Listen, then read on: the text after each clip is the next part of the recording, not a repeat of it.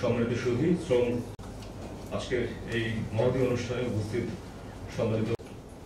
আসসালামু আলাইকুম স্যার, আমি শামীম আহমেদ, জেলা প্রশাসক রাজশাহী।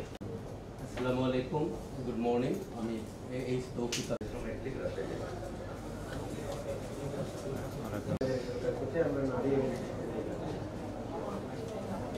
আসসালামু আলাইকুম স্যার, আমি মোহাম্মদ ফরহাদ হোসেন, পরিচালক গণযোগাযোগ অধিদপ্তর।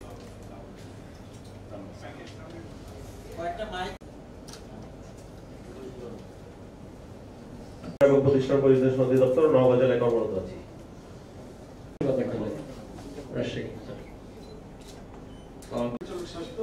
পরিচালক স্বাস্থ্যের কার্যালয় আছে।